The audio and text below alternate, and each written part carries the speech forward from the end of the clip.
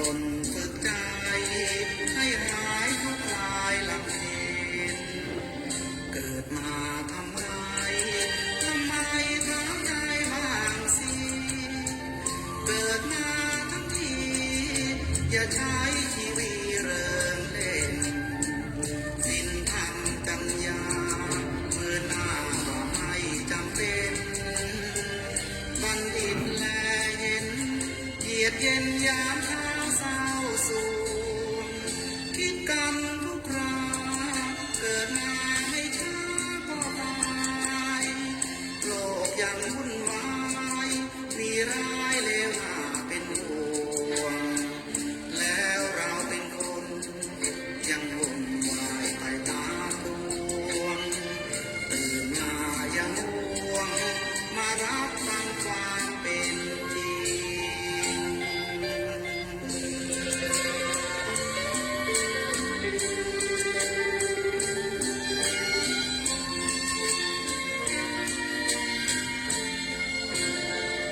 คิดกันทุกคราเกิดมาไม่ช้าก็ตายโลกยังวุ่นวายมีร้ายเลวหน้าเป็นห่วงแล้วเราเป็นคนยังวุ่นวายไปตามดวงตื่นมายังห่วงมารับฟังความเป็นจริง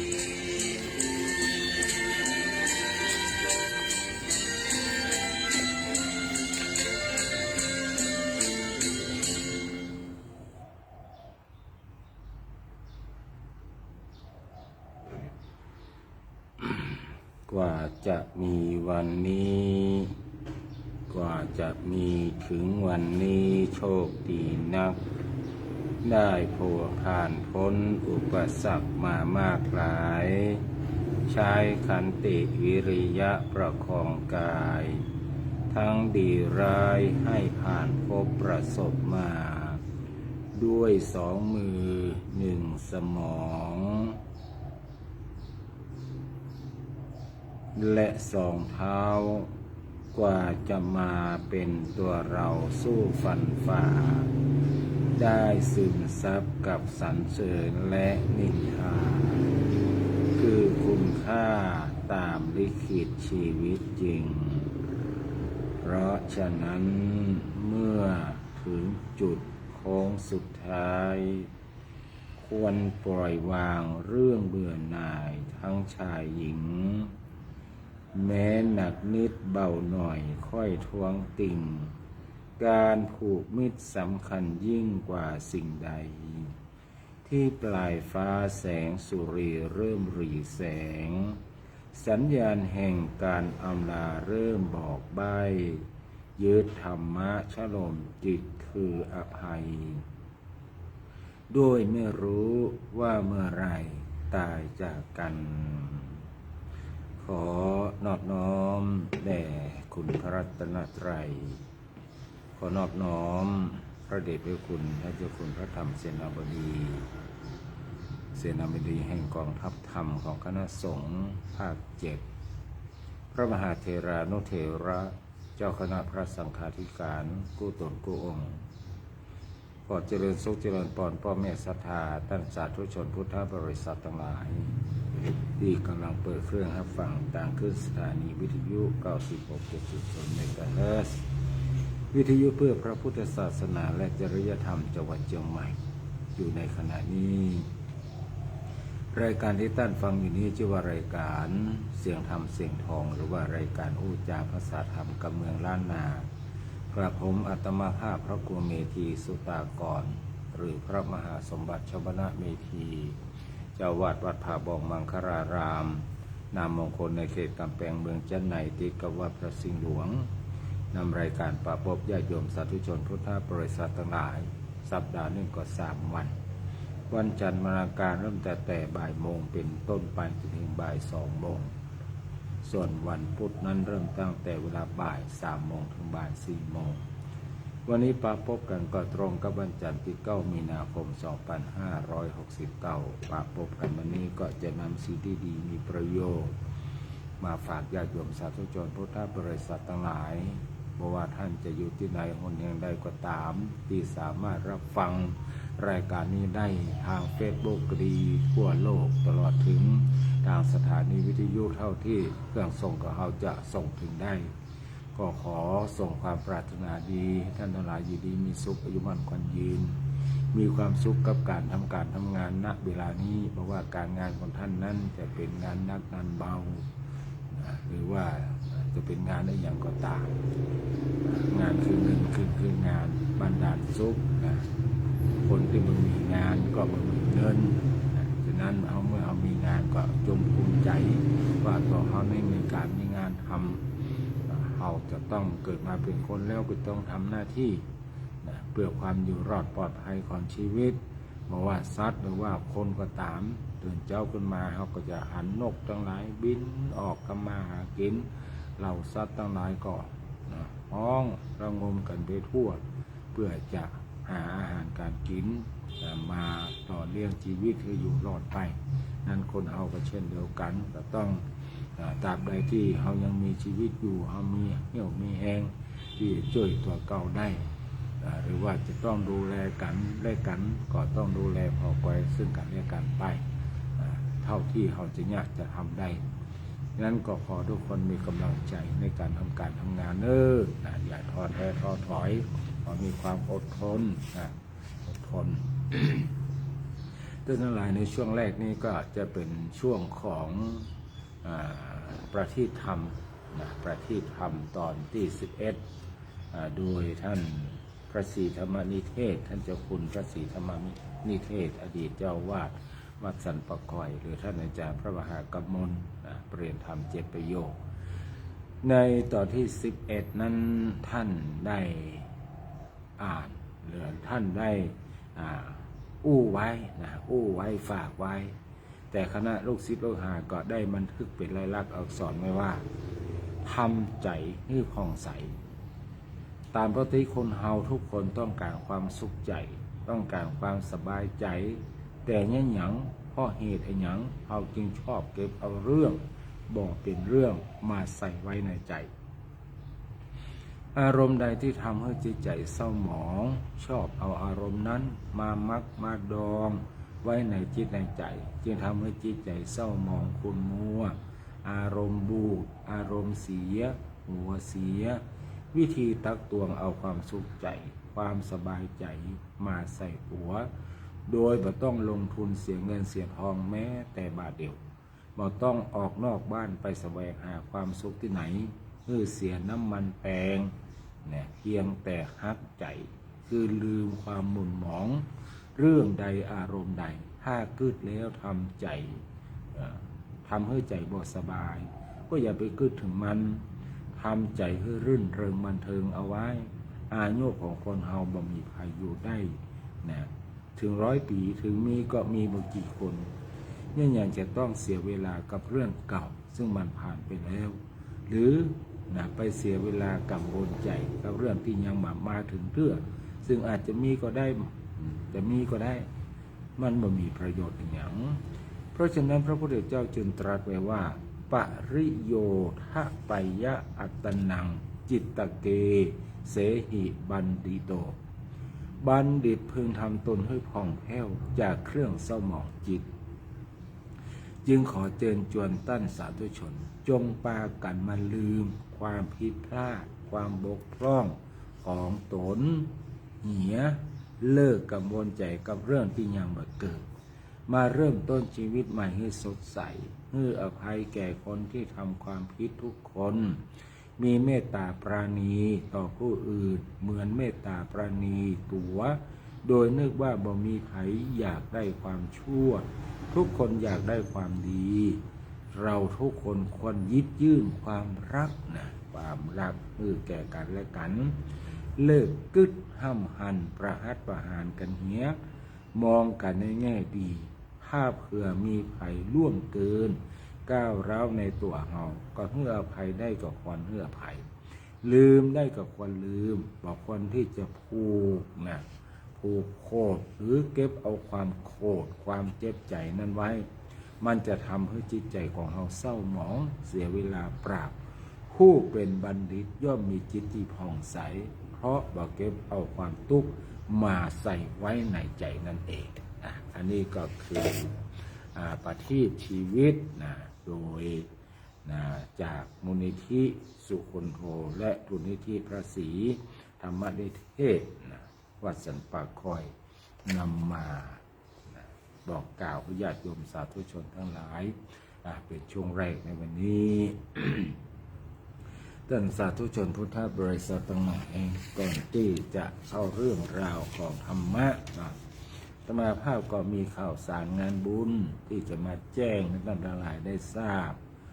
ว่าในช่วงนี้มีงานบุญมากมายยกตัวอย่างเช่นงานบุญเกี่ยวกับการเฉลิมฉลองที่บ้านเฮาห้องกับว่าปอยหลวงนั่นน่ะก็มีหลายที่ยกตัวอย่างเช่นการงานทำบุญฉลองปอยหลวงศาลาอเนกประสงค์วัดบ้านใหม่ตำบลเจ้าแลอำเภอแม่เต่งเชียงใหม่ตั้งแต่วันที่7เนาะจนถึงวันนี้วันนี้ก็ยังเป็นวันสุดท้ายเด้อญาติโยมทั้งหลาย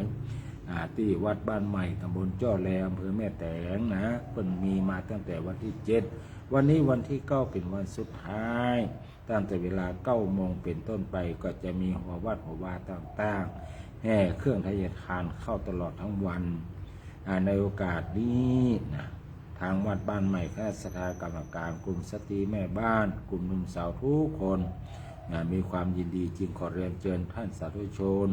ร่วมทำบุญกับศรัทธาข้าพเจ้าทั้งหลายตามวันเวลาดังกล่าวนี่เป็นวัดปอยหลวงวัดบ้านใหม่ตำบลเจ้าแลอำเภอแม่แตงวันนี้เป็นวันสุดท้ายถ้าตัวนี้มาก็เป็นฎีกาของวัดสนดอกพระรามหลวงตำบลสุเทพอำเภอเมืองจังหวัดเชียงใหม่เปิ้นจะทำพิธีทักขินานุปทานในกิจอุทิศส่วนบุญส่วนกุศลไปให้แก่บูรพาจารย์ด้วยฉลองสมโภชอาคารปฏิบัติธรรมพระสุมนเถระก็คือปอยหลวงนั่นเองได้กระไรที่อาตมาภาพมีในมือตอนนี้ก็เป็นวันเสาร์ที่14เวลา 18 นาฬิกานี่ก็คงเป็นวันแรกแต่ญาติโยมทั้งหลายเพิ่งจะทำพิธีปอยหลวงก็คงมีวันทัดต่อไปเนาะวันที่14ก็น่าจะเป็นวันที่15รายละเอียดโดยจะพอยื่นกรรมเนื้อต่อทัดแต่นั้นมาวัดควรข้ามมาญาติโยมสาธุชนพุทธบริษัททั้งหลายวัดควรข้ามมาเพื่อจะสืบชะตาหลวงพิธีทำบุญประจำปีครบรอบ534 ปีวัดควรข้ามมาและทำบุญอายุครบ35 ปี15 วาษาพระครูประหลัดเฉลิมพลสิริสุวรรณโนเจ้าอาวาสวัดควรข้ามมา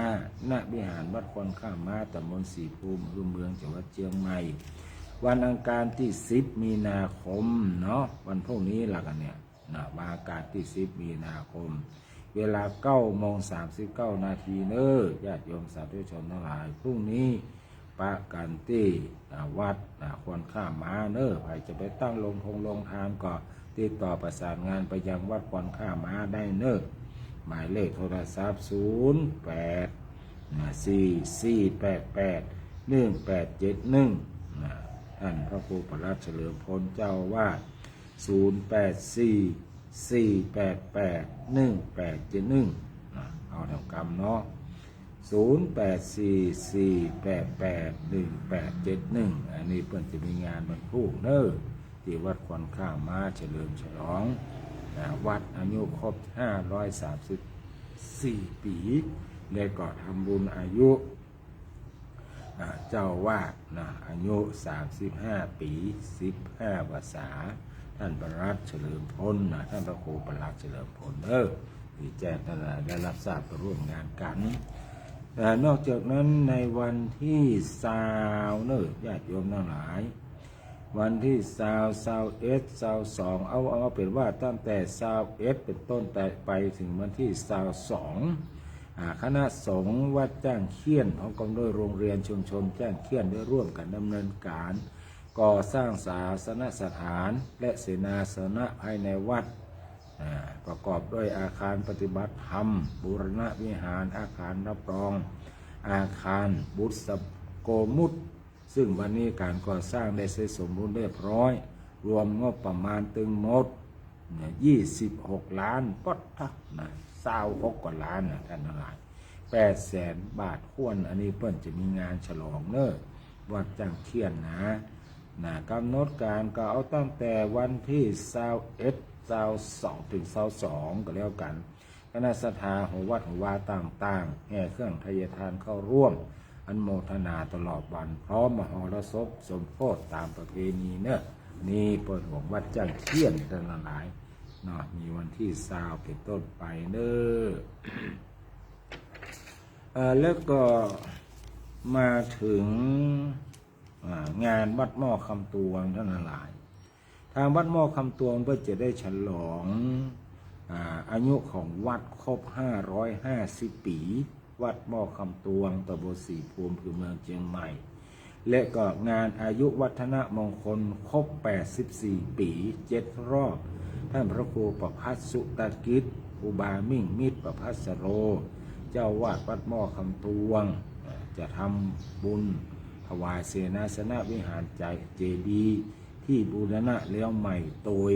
นี่ก็กำหนดการก็วันที่27 มีนาคม19 นาฬิกาอันนี้ของอาตมาภาพที่27น่าจะเป็น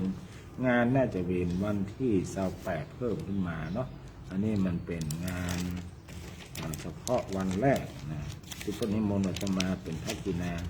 เพราะว่าการทำบุญอย่างทุกครั้งเนี่ยท่านหลายก็จะมีการทำบุญทักษิณาก่อนวันนึงคือจะทำบุญอย่างก็ตามนะก็จะต้องมาเลิกถึงครูบาอาจารย์ผู้ก่อสร้างห้างแปลงวัดวาอารามคณะศรัทธาที่ได้ร่วงรับขันไปก็มาตาท่านหลายเหล่านั้นก่อนคือจะมีงานทัดต่อไปก็เป็นงานสืบชะตาในวันต่อไปเนาะของอาตมาภาพนี้เปิ้ลนิมนต์วันที่27ก็หมายความว่าเพื่อจะมีงานสืบชะตาในวันที่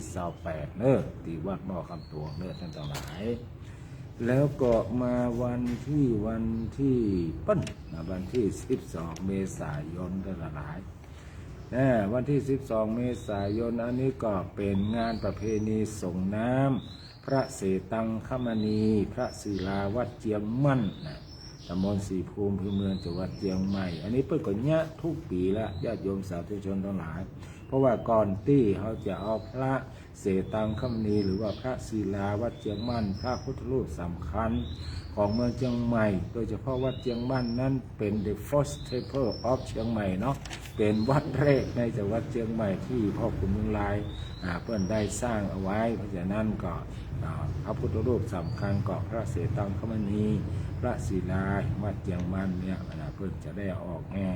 ก่อนที่ออกแห่เพื่อจะได้ทำพิธีสมโภชทุกปีเนาะฉะนั้นก็พิธีก็จะเริ่มตั้งแต่9 โมงเป็นต้นไปเนื่องวันที่12 เมษายนทั้งหลาย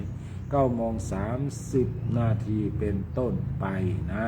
บวงสรวงพ่อขุนเมืองราย9 โมงประทบไปจนถึง17 นาฬิกาบุญส่วนบุญตันเรียกว่าพิธีมีตลอดวันอันนี้ก็แจ้งท่านทั้งหลายรับทราบวันที่12งานวัดเจียงมั่นงานประจำปีซึ่งปีนี้นั่นก็ตามเช่นเคยนี่เคยปฏิบัติมาทางเทศบาลนครเชียงใหม่เพื่อนก็จะได้ในช่วงของเทศกาลปีใหม่นี่นะปีใหม่ไทยนะไม่ใช่ปีใหม่เขมรห้ามไทยเล่น ปีใหม่เพื่อนว่าเพื่อนเป็นวัฒนธรรมกับเพื่อนนี่หรอกเขาจดทะเบียนขึ้น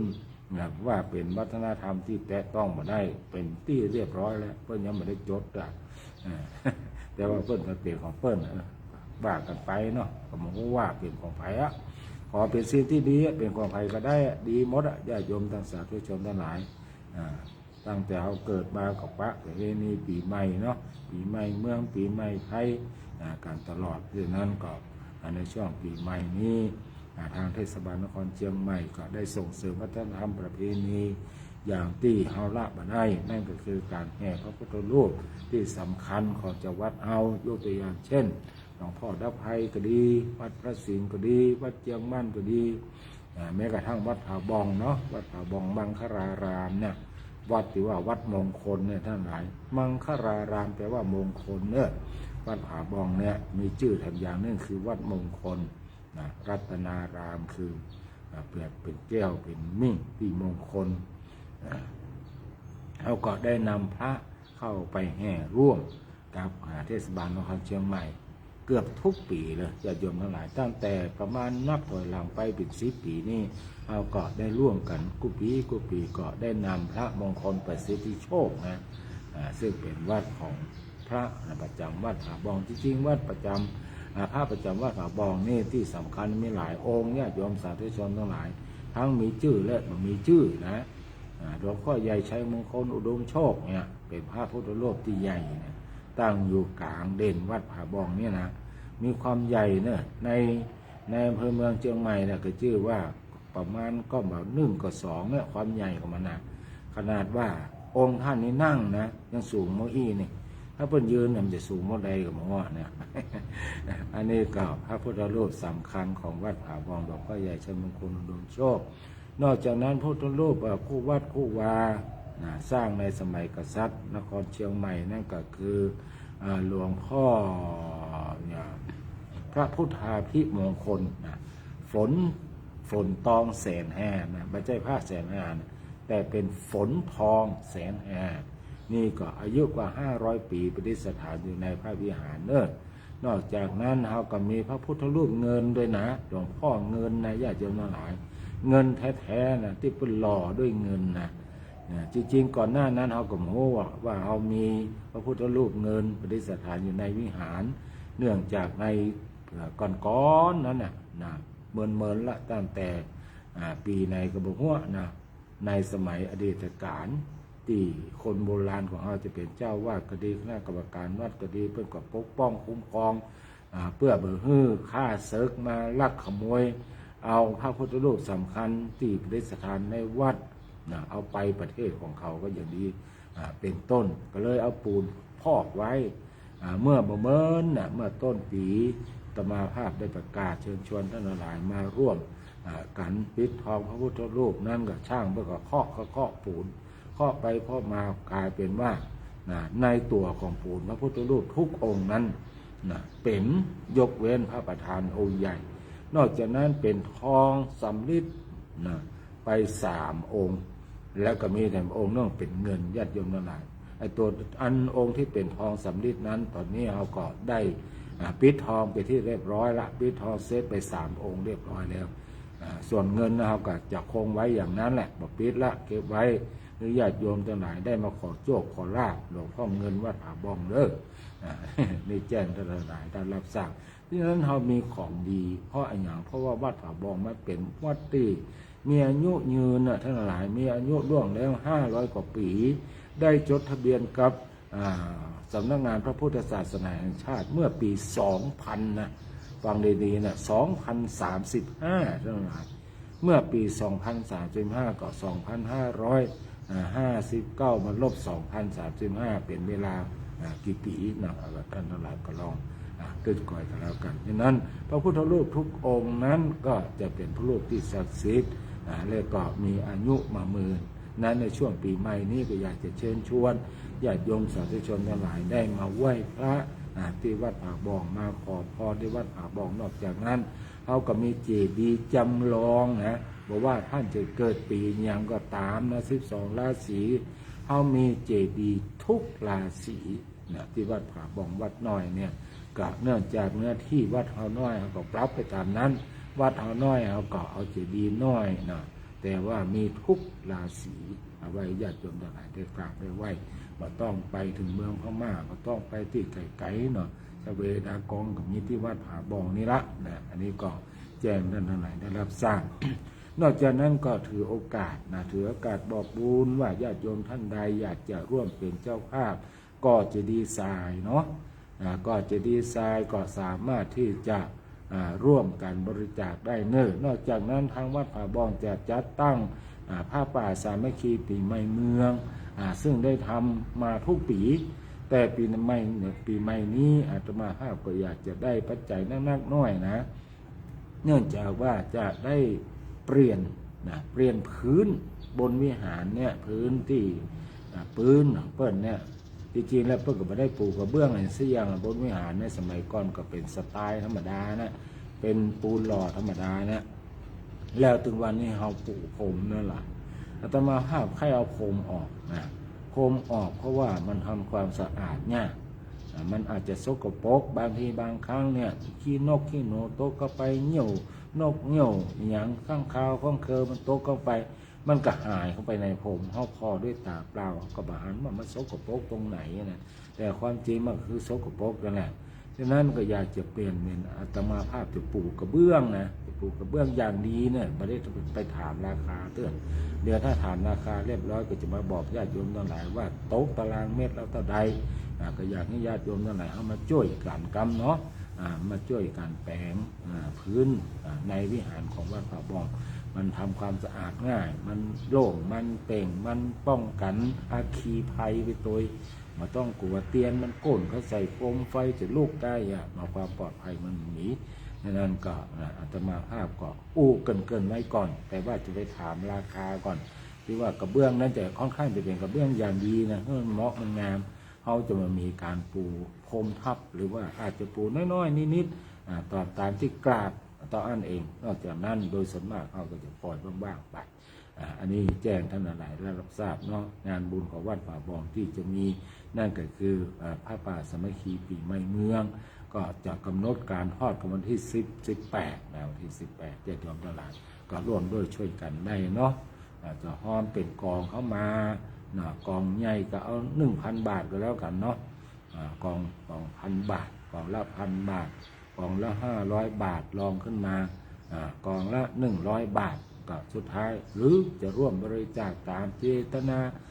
ศรัทธาเนาะเอากองใหญ่ 1,000 กองน้อย500เนาะกองกลาง500กองน้อยที่สุดเอาสักแต่ได้ดิฮะเอาสัก200พอ เอาสัก200เนาะแล้วก็บริจาคตามเจตนาเนาะอย่างนักเอาน้อยก็เต็มดีอันนี้ก็จะได้คือจะต้องมีการพัฒนาให้มันเกิดความสวยงามเอาไว้กราบไว้ไหว้ทั้งคนไทยและชาวต่างประเทศเนาะเพราะว่าที่วัดป่าบองเราเนี่ยก็ยังมีคนมากราบมาไหว้พระพุทธรูปถึงวันญาติโยมทั้งหลายอันนี้ก็แจ้งท่านทั้งหลายได้รับทราบใครจะเป็นเจ้าภาพสายการอย่างกากะให้ห้อมกันนะอยากจะเป็นรัศนสามัคคีเนาะร่วมกันคนละเล็กละน้อยจะได้สั่งทรายเข้ามาในช่วงของปีใหม่นี้หมายเลขโทรศัพท์ตมาภาพ091-079-7084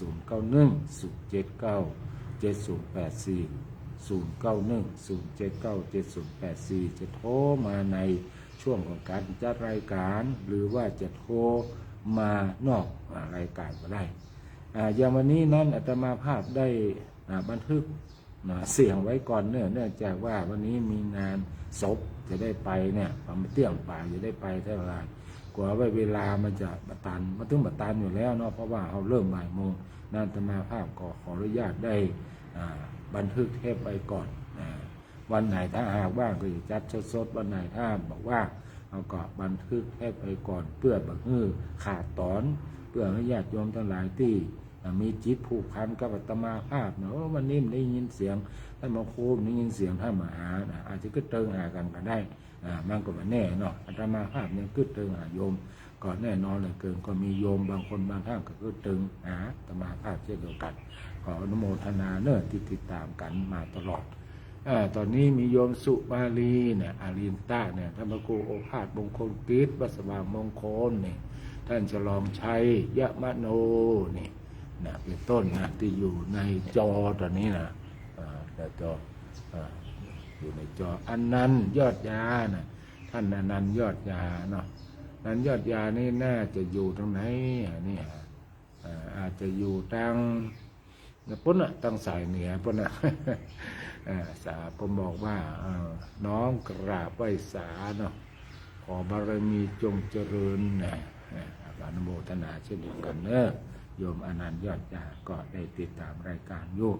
เอาละญาติโยมสาธุชนพุทธบริษัททั้งหลายต่อไปก็จะเข้าเรื่องธรรมะเนาะตอนนี้เวลาก็ล่วงเลยมาจัดเหมือนนั่นนะวันนี้จะยังกอยแม่น้อยกรรมว่าเพิ่นอาจจะตอนนี้เวลาเพิ่นจะว่างครับบ่ว่างครับบ่รู้เนาะลองกอยสักน้อยก่อนเพราะว่าเขาไม่ได้บอกเพิ่นเนาะเดี๋ยวเพิ่นจะมีอะไรอย่าง ไม่สามารถติดต่อได้ก็เป็นอย่างนั้น เอาละญาติโยมสาธุชนทั้งหลายวันนี้อาตมาภาพก็จะได้นำเอามงคล27เรื่องของความอดทนเรื่องว่าขันติธรรมอยู่ที่ไหนมาอู้กับญาติโยมทั้งหลายต่อก็คืออู้เรื่องขันติกันมาหลายมื้อหลายคาบแล้วเราก็จะต่อกันเรื่องขันติเพราะว่าความอดทนเนี่ยมันเป็นสิ่งจำเป็นมีสิ่งสำคัญเพื่อนบอกว่ากุลบุตรใดไม่มีความพยาบาทไม่เบียดเบียนมีความสงบวิเวกเป็นอาวุธมีความอดทนเป็นเกราะกุลบุตรนั้นย่อมเป็นไปเพื่อความเกษมจากโยคะญาณย่อมเยี่ยมในภายในเกิดขึ้นในบุคคลเหล่าใดปราณย่อมพ้นไปจากโลกโดยแท้ทั้งหลายเพราะว่าสิ่งที่เป็นความปรารถนาของทุกคนในการดำรงชีวิตอยู่นั้นคืออยากจะให้ชีวิตมีความสุขประสบแต่ความสำเร็จสมหวังบ่มีอุปสรรคหรือสิ่งที่จะมาบั่นทอนกำลังใจอันจะนำมาซึ่งความโศกเศร้าเสียใจแต่น้อยคนนักที่จะสมปรารถนาในชีวิตทั้งนี้เพราะความทะยานอยากทำให้มนุษย์ต้องดิ้นรนขนขวายแสวงหาสิ่งที่ตนเองคิดว่าจะเพิ่มเติมความสุขหรือบกพร่องของชีวิตให้เต็มเปี่ยมบริบูรณ์ได้จึงแสวงหากันอยู่ร่ำไปทั้งที่ตนเองยังบอกว่าหนทางแห่งความสุขที่แท้จริงนั้นมันอยู่ตัดใดจะเข้าถึงอย่างใดเมื่อบ่ฮู้ก็ทำให้ชีวิตต้องเวียนวนอยู่กับเรื่องของการทำมาหากินเพลิดเพลินในเบญจกามคุณหลงไหลในเกียรติยศชื่อเสียงเงินทองพระบรมศาสดาทรงค้นพบว่าวิธีการที่จะทำให้เข้าถึงความสุขที่แท้จริงจะต้องเริ่มต้นจากใจของเราเนี่ยความสุขอื่นนอกจากใจเนี่ยที่เราทำให้มันสงบเนี่ยมันเป็นสิ่งที่ทำให้มีความสุขที่สุดแบบญาติโยมสาธุชนทั้งหลายการเดินทางไกลในสังสารวัฏเพื่อไปสู่อายตนะนิพพานต้องอาศัยกำลังใจที่สูงส่งทั้งหลายการบำเพ็ญบารมีที่สำคัญนักสร้างบารมีทั้งหลายต้องมีอยู่ในจิตในใจนั่นก็คือขันติบารมีขันติคือความอดทนสวัสดีค่ะขันติเป็นความอดทนเนี่ยมีญาติโยมจากอินเดียมาไหว้พระ ที่จะนำก้าวไปสู่จุดหมายปลายทางของชีวิตเพราะในขณะเดินทางไก่เขาจะต้องเจอปัญหาและอุปสรรคนับประการถ้าหากว่าเรามีความอดทนอยู่แล้วแม้มรสุมร้ายจะมาถาโถมเข้ามากระทบนาวาชีวิตละลอกแล้วละลอกเล่าเราก็จะยังยืนหยัดสู้ต่อไปบัญยอมให้นาวาชีวิตลำเนี้ยล่มเหี่ยกลางทะเลพระผู้มีพระภาคเจ้าทรงสรรเสริญขันติธรรมว่าเป็นเลิศเป็นหลักเป็นประธานที่จะทำให้เกิดคุณคือศีลสมาธิกุศลธรรมทุกอย่างจะเจริญขึ้นมาได้ก็เพราะอาศัยขันติธรรมเป็นพื้นฐานผู้มีขันติธรรมอยู่ในใจได้ชื่อว่าเป็นผู้ย่างขึ้นสู่หนทางสวรรค์และนิพพานโดยแท้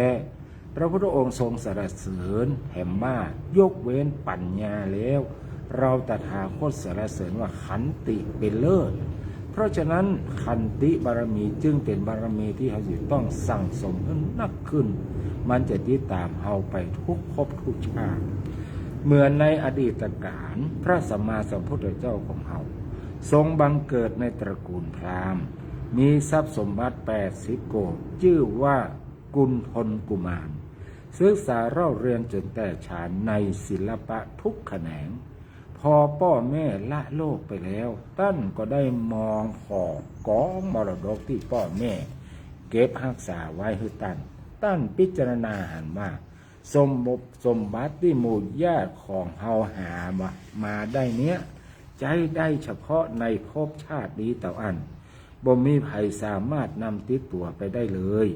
ท่านจึงตัดสินใจเปิดคลังสมบัติตึงหมดแล้วบริจาคมหาทานตลอด7 วันจากนั้นก็เข้าสู่ป่าหิมพานต์เพื่อไปบวชเป็นฤาษีบำเพ็ญตบะอยู่ตามลำพัง วันหนึ่งท่านได้ออกจากป่าเข้าไปเที่ยวที่ขาจารคือไปบิณฑบาตในกรุงพาราณสีเสนาบดีท่านนึ่งหันกิริยาอาการของท่านแล้วเกิดความเลื่อมใสจึงน้อมถวายภัตตาหารด้วยความเคารพและถือโอกาสอาราธนาท่านพักอยู่ในพระราชอุทยานอยู่มาวันหนึ่งพระเจ้ากะลาปูทรงดื่มน้ำจันทร์จนมึนเมาคือดื่มเหล้าทั้งหลายนะพระเจ้ากะลาปูเมาเหล้า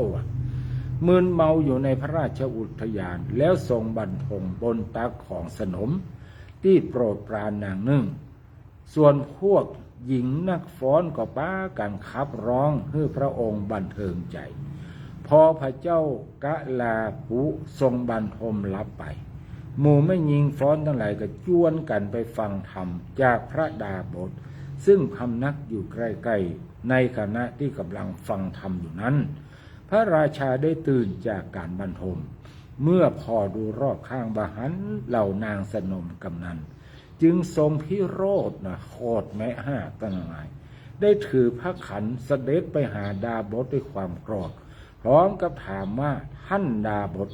ท่านมีวาทะว่าจะใดพระดาบททูลว่ามหาบพิตรอาตมามีขันติวาทะกล่าวยกย่องขันติธรรมพระราชาตรัสถามว่าที่ชื่อว่าขันตินั้นคืออะไรหยังพระดาบทตอบว่าขันติก็คือความบอกโคตรบอกผูกพยาบาทแม้จะมีภัยมาประทุษร้ายก็รักษาจิตให้สงบบ่หวั่นไหวต่อสิ่งที่มากระทบพระราชาได้ฟังจะอ่านจึงตรัสว่ากำเดียวก่อนเตอะเอาจะอ่านขันติของท่านว่าจะอ่านแล้วก็รับสั่งให้เรียกเพชฌฆาตมาเพชฌฆาตเอาผ้ามาปันหัวนะด้วยผ้าสีแดงรีบเข้ามาถวายบังคมพระราชาแล้วกราบทูลว่าจะให้ทรงทำอันอย่างพระเจ้าค่ะพระราชาตรัสว่าเจ้าจงจับดาบทนี้นอนคว่ำลงกับพื้นแล้วเอาแส้น้ำเคี่ยน 2,000 ครั้งดอก2,000 ครั้งก่อนนะเพชฌฆาตก็ยะตุยพระดาบทแม้จะมีฤทธิ์แต่ท่านก็ไม่ได้ประทุษร้ายต่อเพชฌฆาตในใจของท่านบอกคุณมัวเพราะท่านหวังจะเพิ่มขันติบารมีแม้ผิวหนังของท่านจะมีบาดแผลจากการเคี่ยนตีได้รับความเจ็บปวด ทรมานแสนสาหัสแต่ท่านก็บอกปริปากโอดครวญพระราชาตรัสถามแถมว่าท่านดาบทท่านยังมีวาทะยกย่องอันอย่างแถมพระโพธิสัตว์จึงทูลตามเดิมว่าพระมหาบพิตรอาตมามีวาทะยกย่องขันติธรรมพระองค์สำคัญว่าขันติมีอยู่ที่ผิวหนังของอาตมาจะอันกาขันติบ่ได้อยู่ตรงนั้นขันติของอาตมาภาพอยู่ภายในใจแม้พระองค์ก็บ่อาจแลหันได้พระราชาทรงสดับด้วยความกลิ้วนะคือโคตรอยู่นะจึงรับสั่งให้เพชฌฆาตตัดมือถึงสองข้างของดาบทเพชฌฆาตก็ใจความตัดมือสองข้างจากนั้นก็ตัดข้อเท้าทั้งสองโลหิตได้ไหลออกจากปลายเท้าและข้อเท้าเหมือนสายน้ำที่รั่วออกจากต้อรั่วออกจากต้อเลยนะเลือดไหลแต่ทลายพระราชาก็ตรัสถามว่าขันติของท่านอยู่ที่ไหนพระโพธิสัตว์ก็ยังทูลเหมือนเดิมว่าอยู่ที่ใจเนื่องจากพระราชาเป็นผู้มีอกุศลเข้าสิงจิตจึงกระทำความผิดใหญ่หลวงต่อผู้มีฤทธิ์ได้รับสั่งให้ตัดใบหูตัดจมูกของดาบทจนทั่วร่างของท่านมีแต่โลหิตไหลออกอย่างไม่หยุดแม้จะได้รับความทุกข์ทรมานสาหัสขนาดนั้นแต่พระดาบทก็ไม่ยอมเอ่ยปากขอชีวิตกับพระราชาเพราะท่านปรารถนาจะเพิ่มเติมขันติบารมีจะได้เป็นพระวะปัจจัยเพื่อได้บรรลุสัมมาสัมโพธิญาณต่อไปในอนาคตฝ่ายพระราชาเมื่อประสนใจจึงตรัสประชดประชันว่าท่านผู้เดียวจงยกย่องเชิดชูขันติไปเถอะว่าแล้วก็เอาพระบาทกระทืบยอดอกของพระดาบทแล้วเสด็จจากไป เมื่อพระราชาเสด็จไปแล้วท่านเสนาบดีเกรงว่าพระดาบสผู้มีฤทธานุภาพนักจะโคตรและอาจบันดาลให้มือทั้งให้เมืองตึงเมืองพังพินาศไปได้จึงฟั่งเข้ามาเจ็ดโลหิตประคองร่างพระโพธิสัตว์เก็บรวบรวมอวัยวะต่างๆแล้วกล่าวขอร้องให้ท่านได้อดโทษให้พระราชาและทุกๆคนพระโพธิสัตว์ท่านเป็นผู้มีใจประกอบด้วยมหากรุณาอยู่แล้วจึงบอกว่าพระราชาพระองค์ใดรับสั่งให้ตัดมือตัดเท้าตัดหูตัดหูดังของเฮาขอพระราชาพระองค์นั้นจงทรงพระชนมายุยิ่งยืนนานทรงพระเกษมสำราญยิ่งขึ้นไปอาตมาภาพบ่มีความโกรธเคืองในพระราชาแม้เพียงเล็กน้อยขอพระองค์จงพระเจริญเตอะอีนะฝ่ายพระราชาเมื่อรับครองจักษุของพระโพธิสัตว์เต้าอันมหาปฐพีหมายถึงแผ่นดินติ้นนา 240,000 โยชน์บ่สามารถที่จะรองรับโทษมหันต์ที่พระราชาได้กระทำไว้ได้แยกออกแล้วเปลวไฟจากอเวจีมหานรกก็แลบออกมาเผาไหม้พระราชาและถูกธรณีสู่พระองค์ลงไปเสวยทุกข์ในอเวจีมหานรกทันทีพระโพธิสัตว์ทนพิษบาดแผลบ่ได้ในที่สุดท่านก็ทำกาละแล้วก็ไปสู่พรหมโลกนี่คือเรื่องราวที่เกิดขึ้นจริงกับพระผู้มีพระภาคเจ้าของเราครั้งสมัยที่พระองค์ยังทรงเป็นพระบรมโพธิสัตว์สร้างบารมีอยู่เฮาจะเห็นว่ากว่าที่ไผ่คุณนึ่งมีความปรารถนาอันสูงส่งที่จะเป็นพระพุทธเจ้าพระองค์ใดพระองค์หนึ่งนั้นในอนาคตเพื่อนำตนและสรรพสัตว์ไปสู่ฝั่งนิพพานยังต้องอาศัยกำลังบุญกำลังบารมีอย่างมากต้องมีขันติธรรมซึ่งเป็นบารมีสำคัญถ้าขาดขันติความอดทนแล้วการจะไปถึงจุดหมายปลายทางที่ตั้งใจไว้ก็คงเป็นเรื่องจริงยากเพราะความเป็นผู้มีขันติธรรมเป็นคุณกำลังที่สำคัญในการสร้างบารมีที่สามารถเอาชนะอุปสรรคทุกอย่างได้จะช่วยย่นย่อหนทางในวัฏสงสารให้สั้นลงแล้วก้าวไปสู่จุดหมายปลายทางคือการตรัสรู้ธรรมอันประเสริฐนั่นเองแม้แต่โมเฮาท่านทั้งหลายก็เช่นเดียวกันเป็นยอดนักสร้างบารมีจะต้องสวมหัวใจพระบรมโพธิสัตว์สร้างบารมีให้เต็มเปี่ยมโดยการใช้สติปัญญาความสามารถและความอดทนต่อทุกอย่างเด้อญาติโยมทั้งหลายโดยเฉพาะเรื่องการเรื่องงานอดทนต่อซึ่งความอดทนนั้นมันมี3อย่างคืออดทนต่อความลำบากตรากตรำนะแล้วก็อดทนต่อความเจ็บใจอดทนต่อความลำบากนะลำบากจากการเจ็บไข้ได้ป่วยท่านอะไรเขาต้องอดทนนะไปแสดงกิริยาอาการบางทีบางครั้ง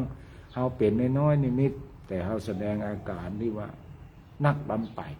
มันจะทำให้คนอื่นโดยเฉพาะผู้ดูแลพ่อกอยลูกเต้าเหล่าหลานเขาก็ดีพ่อแม่ของเขาคนนี้เนี่ยเกิดความเป็นห่วงเป็นใยนะก็จะเป็นตุ๊กไปตัวไปแสดงอาการนักเกินไปต้องอดทนต่อความลำบากคือความเจ็บไข้ได้ป่วยอดทนต่อการตรากตรำก็คือการทำงานก็เป็นเรื่องของธรรมดาญาติโยมสาธุชนทั้งหลายในการทำงานนั้นคนที่เพิ่นมีการศึกษาสูงก็คือว่าเพิ่นได้สร้างสมบุญญาบารมีไว้นักก็คือมีความขยันหมั่นเพียรแม้แต่น้อยแล้วก็เพิ่นก็มีความพร้อมในด้านปัจจัยเป็นเงินเป็นทองพ่อแม่ก็เกิดมามีฐานะดีทั้งนี้ทั้งนั้นก็เป็นบุญเป็นกุศลที่เปิ้นได้สร้างเอาไว้ตั้งแต่ชาติบางก่อนได้ชาติบางนี้ก็เลยเกิดมาพบปะได้เป็นพ่อแม่มีฐานะดีแต่บางคนนี่พ่อแม่ก็ใจฐานะดีนะแต่ตัวของเขาเองนั่นแหละได้สร้างบุญกุศลเอาไว้ในชาติก่อนนั่นก็สามารถที่จะประคองชีวิตของตัวเก่านี่รอดพ้นได้นะบางคนนี่เป็นลูกกำพร้าล่ะกำพร้าแต่ว่าเกิดมาหน้าตาดีเป็นพ่อใจกับหน้าตาหล่อเหลาเป็นแม่หญิงกับหน้าตาสวยงาม มีสติเป็นยาดีนะเมื่อเรียนหนังเมื่อเรียนหนังสือเมื่อเป็นละอ่อนก็มีความเก่งนะเรียนได้ดีทำเกรดได้ดีโรงเรียนกับพิจารณาว่าเป็นคนที่เรียนเก่งก็กลายเป็นนักเรียนทุนนะกลายเป็นคนเป็นนักเรียนทุนนะเรียนเปิดก็ส่งเสริมให้เรียนไปเรื่อยๆจนจบต่างประเทศแล้วก็กลับมาพัฒนามาตอบแทนโรงเรียนหรือว่าตอบแทนประเทศชาติบ้านเมืองอันนี้ก็มีความอดทนนอกจากเขาจะมีความอดทนในการศึกษาเราเรียนแล้วเขาก็ยังเป็นคนที่มีความอดทนต่อกิเลสทั้งหลายทั้งปวงที่มายั่วยุที่หมู่บรรดาเพื่อนฝูงของเขาที่เฮียนก็ดีนะในเมื่อวัยเรียนน่ะมันก็จะมีทั้งคนดีและบดี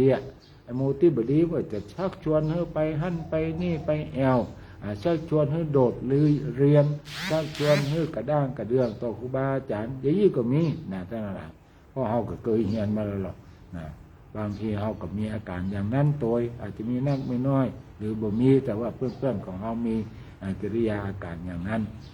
นี่เขาก็สามารถที่ฝ่าฟันมาได้นะบางคนเนี่ยเวลาเกิดมาอาจจะพ่อแม่คนอื่นเลี้ยงนะพ่อแม่ตัวเก่าแยกทางกันกะหรือว่าเสียชีวิตกายแต่ว่าแทนที่ว่าจะเอาผมด้อยนะมาสร้างผมเด่นบัดนี้ได้ทำอย่างนั้นกระแทมเกิดว่าจากเก่านี่เป็นมีผมด้อยเกิดมาในชาตินี้โอ้พ่อแม่ก็มีเป็นลูกกำพงกำพร้าคนอื่นเอามาเลี้ยงแทนที่จะตอบแทนบุญคุณเปิ้นมีเจ้าบ้านเจ้าจอมที่เป็นอิจฉาริษยาก็มาเล่าว่าอันนั้นนะไม่ใช่พ่อแต่ไม่ใช่พ่อแม่แต่เนื่อยนะมันร่ำมันรวยมึงยังเหมือนโลภเอาของมันติ๊กๆอีกก็มีสอนกันอย่างอีกก็มีญาติโยมทั้งหลายสอนมือให้เข้ารบก็มีสอนให้โกงเอาทรัพย์สินเงินทองเปิ้นก็มีเปิ้นจึงบอกว่าบดีเอาลูกเปิ้นมันเลี้ยงบดีเอาเมี่ยงเปิ้นมาอมจริงๆคนที่เปิ้นเลี้ยงมันดูนะพ่อก็ไปแจ้แม่ก็ไปแจ้เปิ้นมีความปรารถนาดีขนาดไปมาดีกว่าพ่อแม่มันจะว่าดีกว่าเนาะคือดีเหมือนกันนั่นแหละก็คือมีความปรารถนาดีขนาดนี้เขายังตืดมาได้เท่าไหร่โอ้โมนี่เนี่ยเกิดมาเนี่ยใจไปเป็นโมฆะบุรุษนะโมฆะสตรีนะเป็นโมฆะคือเกิดมาแล้วมาได้ใจชีวิตในการเป็นมนุษย์ให้เกิดประโยชน์อย่างเลยนะพระพุทธเจ้าของเรานี่นะญาติโยมสาธุชนทั้งหลายขนาดเพิ่นมีบุญญาบารมีนักขนาดนั้นเกิดมาได้7 วันเกิดมาได้7 วันที่พระมารดาที่วงโคตแม่ตายญาติโยมนะพระเจ้าสุโธทนะก็เลยน้องเมีย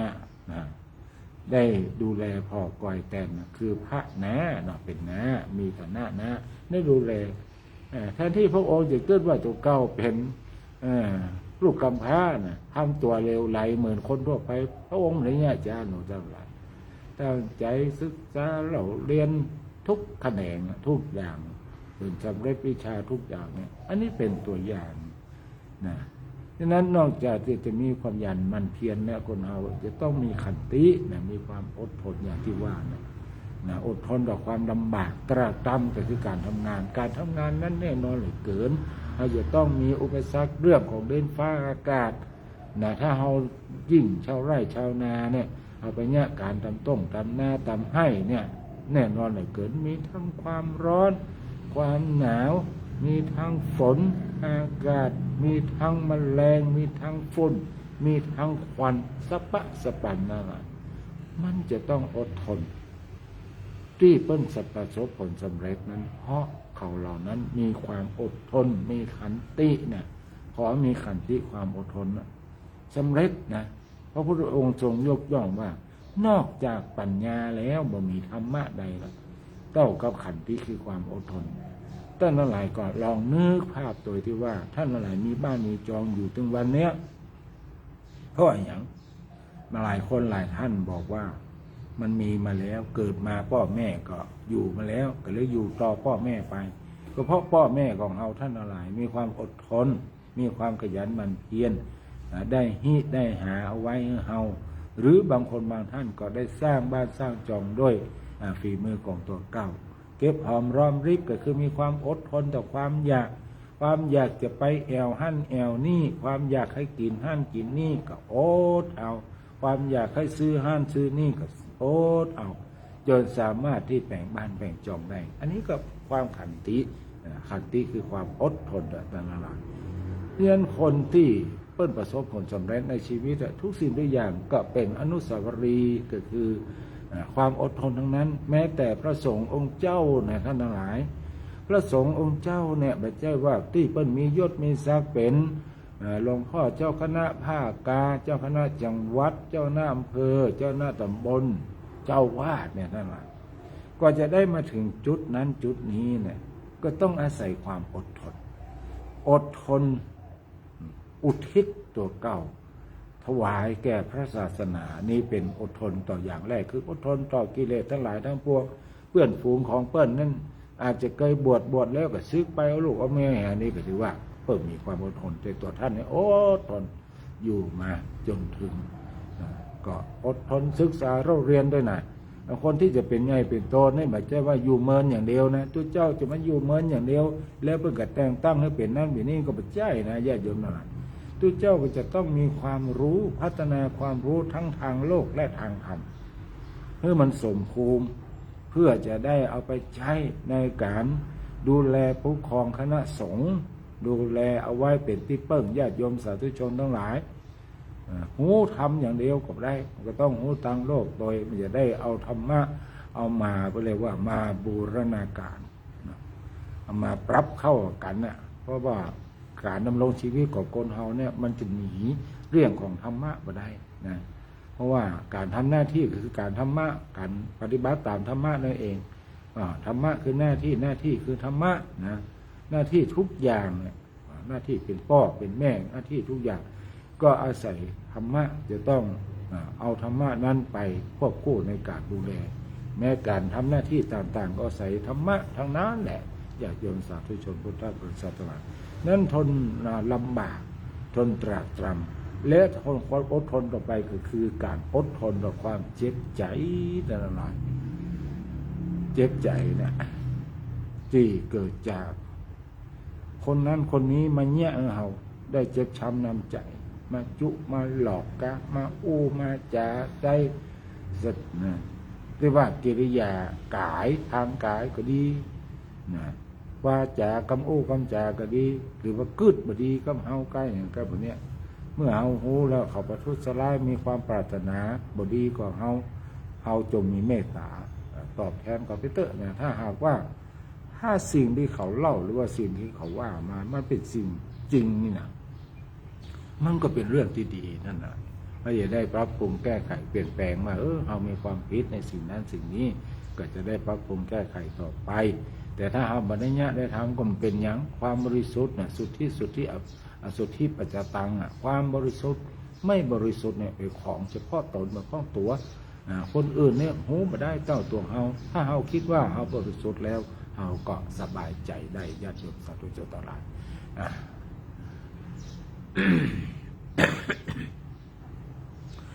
ตอนนี้ก็เหลือเวลาแหมประมาณสัก5-6-7 นาทีญาติโยมสาธุชนทั้งหลายเนาะก็ประกาศเชิญชวนญาติโยมสาธุชนทั้งหลายพระป่าสมัยคีปีใหม่เมืองไผ่ให้เป็นประธานก็เปลี่ยนได้เนี่ย ยังมีประธานเนี่ยนะตอนนี้ร่วมกันเป็นประธานไปก่อนอาตมาภาพจะได้นำปัจจัยมาปูพื้นวิหารเกิดความสะอาดสะอ้านเหมาะสมแก่การกราบไหว้พระพุทธรูปที่สำคัญของวัดผาบ่องของเรานั้นญาติโยมสาธุชนท่านใดมีจิตเจตนาปรารถนาอยากจะมีส่วนร่วมให้หอมเนาะเป็นกองใหญ่กองละ 1,000 บาทกองกลางกองละ500นะกองน้อยกองละ200หรือว่าท่านจะบริจาคตามกำลังทรัพย์อันนี้ก็สามารถแจ้งความประสงค์จำนงกับอาตมาภาพได้เนอะเวลาไหนก็ได้ญาติโยมสาธุชนทั้งหลายหมายเลขโทรศัพท์อาตมาภาพ0910797084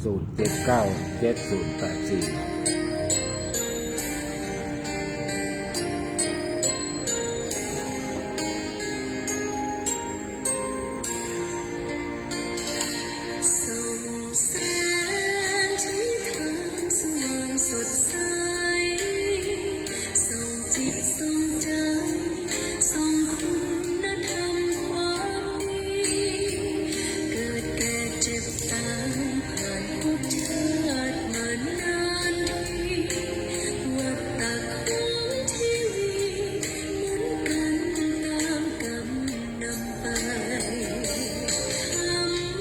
อนุโมทนากับคุณโยมนภัสวรรณวังมณีเนาะพร้อมด้วยคณะเนอแม่จันเพ็งคำโพธาแม่สุพินชัยจินดาและทำร้ายหลายท่านเนาะที่เดินทางร่วมกันไปที่จังหวัดเพชรบูรณ์ตอนนี้จะในก็ตามไปไหว้ไปสาไปทอดพระป่าสามัคคีจังหวัดเพชรบูรณ์ก็ขอคณะทุกคนทุกท่านมีความสุขกับการทำบุญสุนทานเดินทางปิกจังหวัดเชียงใหม่โดยสวัสดิภาพถ้าอยู่ปุ่นก็ขอมีความสุขกับการท่องเที่ยวที่ได้ไปไหว้ไปสาพระพุทธรูปนโมทนากับพี่นานวงเจริญวงวานเตเนอร์โยมเทินจิตอุทยาโตยที่ขอทางเฟซบุ๊กในเวลานี้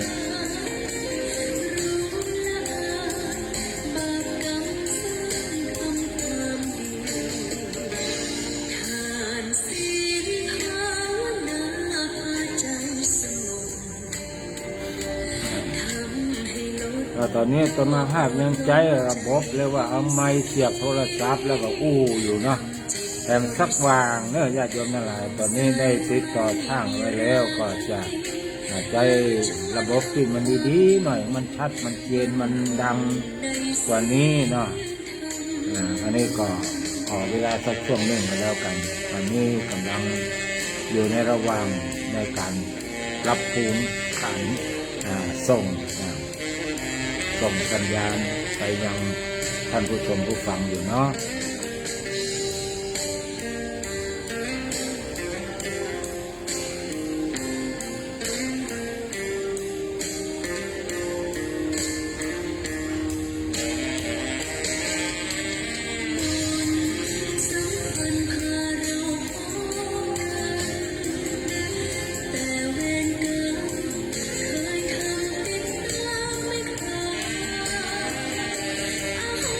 วันนี้ก็พอสมควรถึงเวลาแล้วเนาะญาติโยมสาธุชนทุกท่านบริษัททั้งหลาย